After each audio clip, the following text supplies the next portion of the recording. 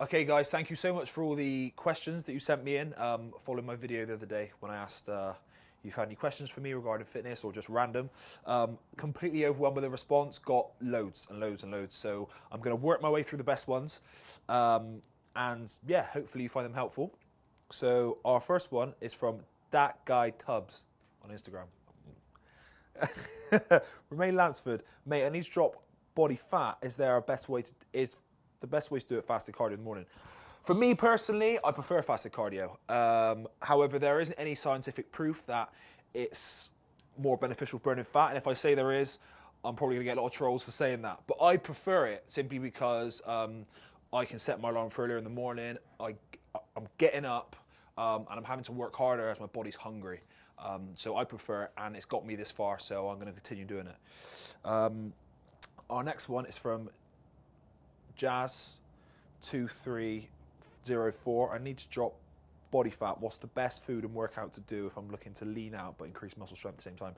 You're going to have to do both. You're going to need to do your cardio and also your weight training, and you're going to have to make sure that the diet that you're sticking by is beneficial for you and has the right amount of like fundamentals for like, muscle building. So like your proteins, your carbs, fats, or either depends on what sort of diet you're doing.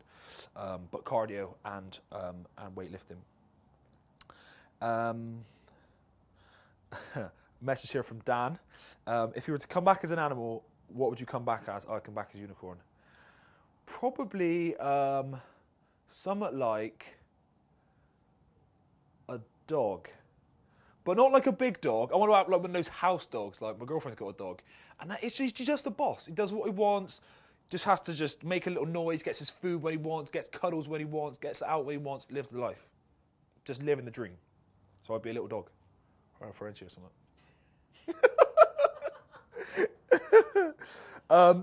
Okay. Comment here from Angelo. How do I approach the week of contest prep, so peak week? Depends really on how my body's looking as to what procedures I need to do to get into peak condition. It would normally consist of a depletion workouts, carb up, and water manipulation. But again, specifics would depend on how I'm looking as to how long or how much of each I do.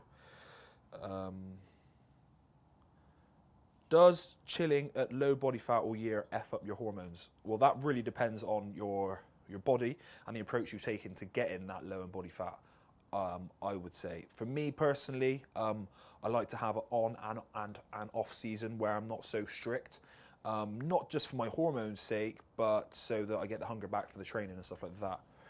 Another question here, it says, why do I do so much cardio if...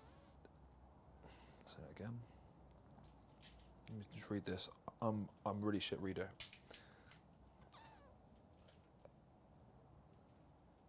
In your diet season, I noticed you do hours. Okay, I've got a question here that says, why do you do so much cardio? I've noticed that when you diet, you do hours and hours of cardio, and I'm still lean. Do I carb cycle? Yes, I do carb cycle. I find that I need to do more cardio to get into condition than most people.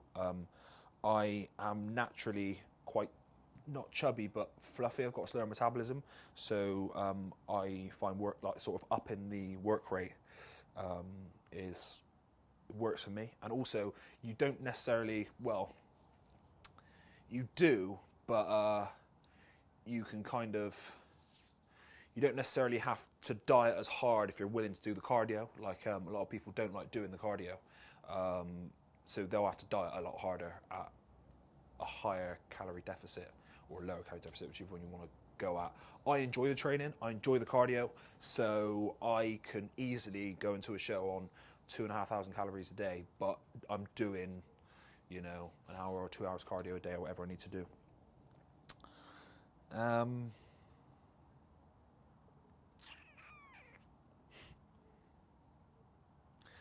Okay, I've got a message here from Sam Hardy. The best exercise to put size on your chest. The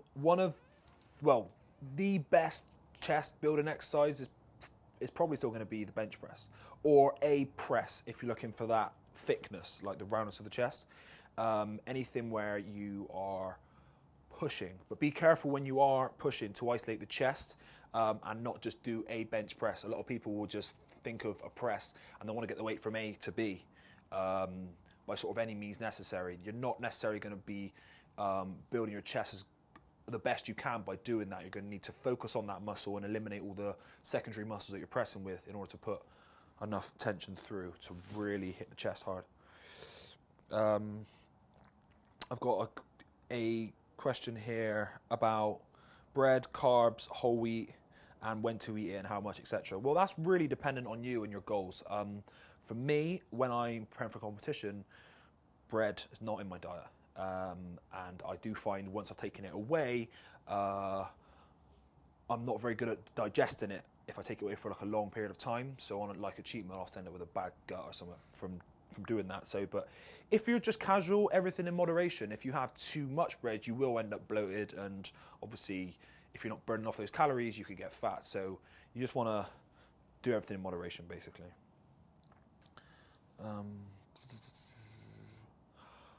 A message here from Sats Owen. Why am I so Bristolian? I've lived there all my life. When you live in Bristol for 27 years, you're going to sound like a farmer. Pirate. Huh? A pirate. A pirate. Not a farmer. A pirate! How many years have I been training? And have I tried any other forms of training, powerlifting or calisthenics? From Razuki. I've been training since I was about 13 years old. I bought my first set of weights from Argos. And I began just weightlifting in my room and going for runs and stuff like that. So I'm 27 in March coming, so that's almost 14 years, so more than half my life.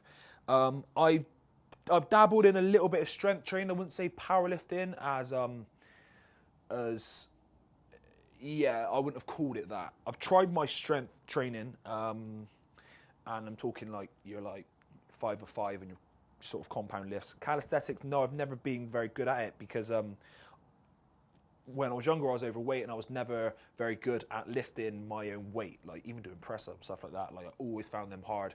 I'll be able to do them now, but I've gone into bodybuilding as opposed to something like that. And although that interests me as a bodybuilder, you're actually very fragile. Even though you may look strong and at your strongest, something like calisthenics would be too much of a high risk for me to do and possibly injure myself. So you've got to think about doing things like that. What is the best exercise for building abs, in my opinion? I've always done weighted abs because I believe that if you want to build a muscle, you're going to have to overload that muscle, whether it be bicep, tricep, chest. I don't think abs are any different, really. If you want development in your midsection, you're going to need to train your abs the same way that you train everything else. So what my advice would be to do a combination of the both, say weighted ab exercises, maybe 8 to 12 reps, 3 to 5 sets, and then also you want to do your body weight exercises as well. So, you know, your sort of lighter, higher rep sort of training. How frequently do you train? Sorry, I've got a message here from Reggie Two Shoes. How frequently do you train specific body parts a week? It really depends on, again, what stage of prep I'm at. I would normally like to hit everything once. So I would like to do back once, arms once, chest once, shoulders once, legs or hammies and quads if I decide to split them. But everything at least once a week, sometimes twice.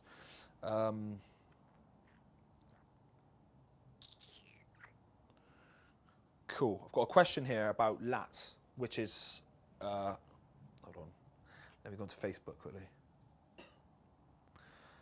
Right, that's all Instagram questions done now.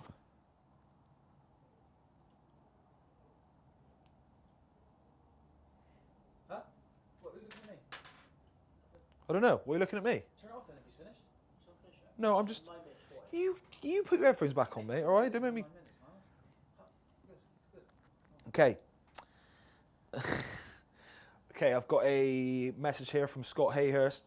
What is your favourite exercise to widen the lats? I've got a few, really, but what I am blessed with is genetics that have given me a small waist and broad shoulders. So the illusion of my lats being really big is increased through that. And that it does give the illusion that my lats are really big.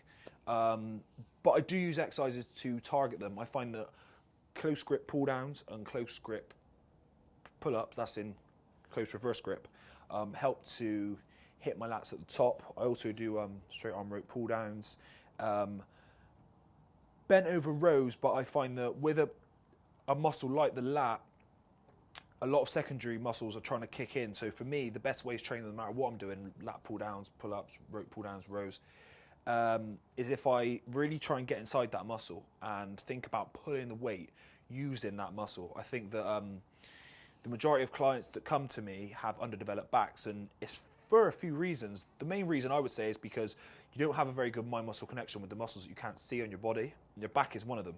And a lot of people do not know how to stretch and contract those muscles the same way they can chest or abs, because you can see those muscles.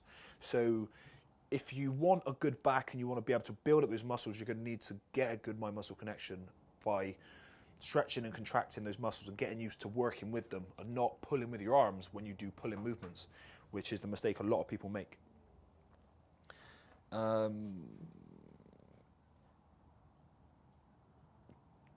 message from Darren Lee. Do I recommend cardio every day if you're trying to get ripped? Again, completely depends on the person. Completely depends on how lean you are to start off with. When you say ripped, you're talking competition ripped. If you're just trying to stay lean, I would say involve a bit of cardio every time you train. So whenever you go to the gym, you take time out to train, consider cardio to be a part of that training. That will definitely help you to stay leaner. That, with a good diet, should get you to where you want to be. What is my body fat on stage? Do you know what? I don't really check my body fat before I go on stage.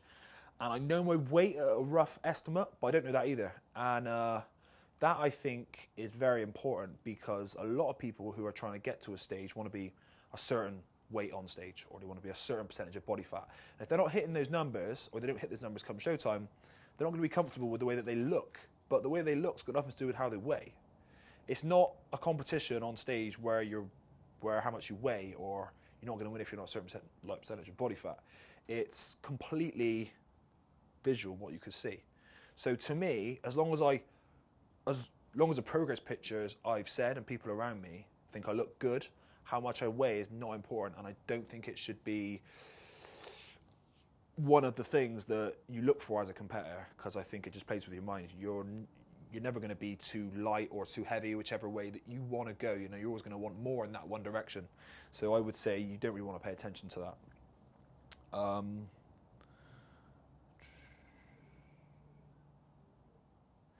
Got a question here from Tom Blackman. If you're training in the gym, but the phone dies before taking a selfie, did the workout actually happen? Nah. No. Easy question. Got a mess here from Kellen Phillipson, who's a mentor of mine, a coach with the more psychological side of competing. How do you grow a 10-pack like me? Now, genetics are going to determine how many abs you have. I get a lot of people coming to me saying, oh, I want that lower ab definition, and they're lean, they're shredded, and they've got abs, but you can't grow abs. They're either there or they're not, and that's genetically. Some people are blessed with more than others. You can work with what you've got i.e. you can grow the abs that you've got and develop them more, but if you've got flat across the stomach, doesn't mean say it's any weaker. It could be just as strong, but it may not be sectioned off that well.